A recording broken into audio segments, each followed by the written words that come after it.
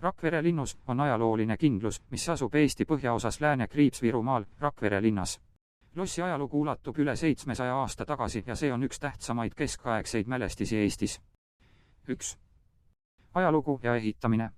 Rakvere linnus on rajatud 13. sajandi alguses, kui Eesti ala kuulus veel Saksa rüütlitele. Esimene kirjalik mainimine lossist pärineb aastast 1255. Lossi rajamise eesmärk oli kaitsta Lääne-Kriipsvirumaa piirkonda ning tagada kontrolli tähtsa kaubateede üle, mis viisid Põhja-Kriips-Eestist edasi Soome ja Skandinaaviasse. Alguses oli loss lihtne puidust ehitis, kuid 14. sajandi alguses hakati seda kivitöödega tugevdama, et muuta see vastupidavamaks ja võimsamaks. 1346. aastal, kui Eestimaa läks Taani kuninga valdusse, sai Rakvere linnus Taani kuningriigi poolt olulise strateegilise kindluse rolli. 16. sajandi alguses, pärast Tallinna Hansaliidu ja Rootsi laienemist, oli Rakvere linnus juba Rootsi võimu all. 2. Keskaja ja uusaja ajalugu. Rakvere loss oli mitme sajandi jooksul oluline kaitsekriips ja administratiivne keskus. Selle seintest kajastus nii keskaja sõjaline elukorraldus kui ka hilisemad muudatused. 16. sajandi lõpus, pärast Liivimaa sõda, jäi Rakvere piirkond Rootsi kuningriigi osaks. Sajandi alguses, kui Rootsi sõjaline kohalolek piirkonnas oli tugevnenud, täienes loss veelgi, lisades uusi kaitsevallisid ja tugevamaid ehitisi.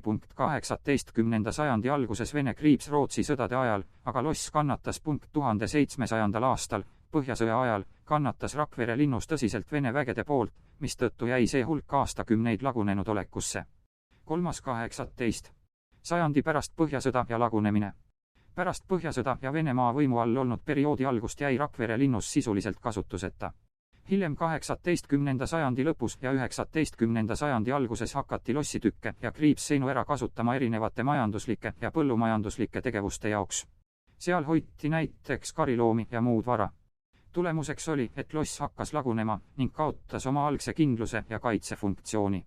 4., 19. ja 20. sajandil, pärast Eesti alade kuuluvust Venemaa impeeriumi alla, muudeti Rakvere linnus veelgi vähem tähtsaks. Lossi enamus struktuurid lagunesid, kuna neid ei hooldatud.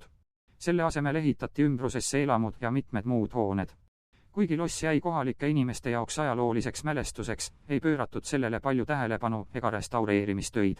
Sajandi alguses hakati Rakvere linnust taas uurima ja restaureerima. 1919. aastal, pärast Eesti iseseisvumist, hakati lossit arendama turismiobjektiks. Kui Eesti kuulus Nõukogude Liitu, sulgudes 1940, mõttekriips 1991, siis loss ei mänginud enam mitte mingit rolli sõjalises ega poliitilises elus, kuid see jäi siiski kohaliku ajaloo osaks.